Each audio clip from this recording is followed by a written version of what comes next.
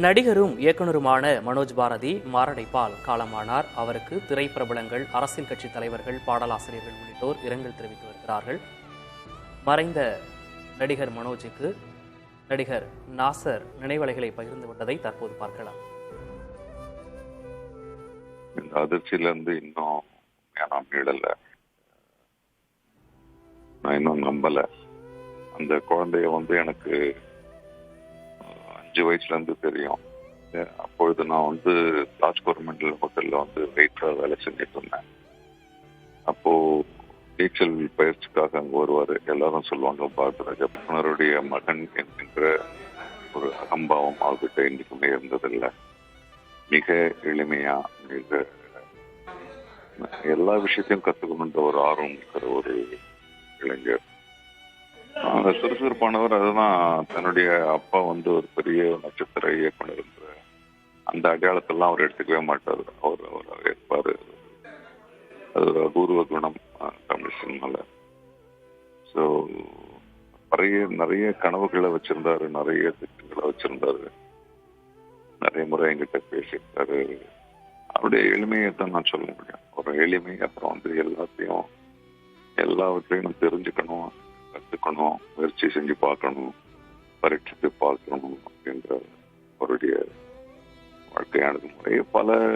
அவருடைய வாழ்க்கையில பல சங்கடங்கள் ஏற்பட்டிருக்கு. அதையெல்லாம் அவர் தனக்கான ஒரு பரீட்சையா எடுத்துக்கிட்டு தன்னை பலப்படுத்திக்கிட்டாரு. ஆனால் உடல் ரீதியா அவர் இவ்வளோ ஒரு அகால ஒரு முடிவை எட்டுவார்னு நான் எதிர்பார்க்கவே இல்லை. ஏறக்குறைய என்னுடைய மகன் போல. தற்போது நமது இணைப்பில் நடிகர் போஸ் வெங்கட் இணைந்திருக்கிறார். சார் வணக்கம். வணக்கம். மனோஜின் இழப்பு அனைவருக்கும் பேரதிர்ச்சியை தந்திருக்கிறது. உங்களுக்கும் மனோஜுக்குமான நெருக்கம் எந்த அளவுக்கு இருந்தது? அவருடனான உங்களுடைய நினைவலைகள்? நான் அறிமுகமான திரைப்படம் ஈரநிலம். பதாவும் இல்லாத ரொம்ப இயல்பான ஒரு நண்பன். அதுவும் ஒரு நாலாம் அப்பதான் புதுசா வந்த டைமு. அவ்வளோ பெரிய யூனிட்டுக்குள்ள இருக்கும்போது நான் யதார்த்தமா இருந்ததுக்கு காரணமே மனோஜ் தான். அவ்வளவு தூரம் சிம்பிளா இருந்து என்னுடைய முதல் திரைப்படம் ஒரு மறக்க முடியாத ஒண்ணு. இப்ப எனக்கு என்னன்னா, இந்த விஷயம் ஒரு ரொம்ப இளைய மனம் கொண்ட.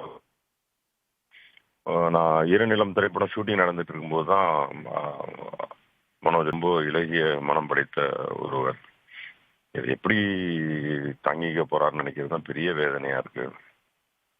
அவரை நம்ம போய் தேற்றவும் முடியாத ஒரு பெரிய இழப்பு.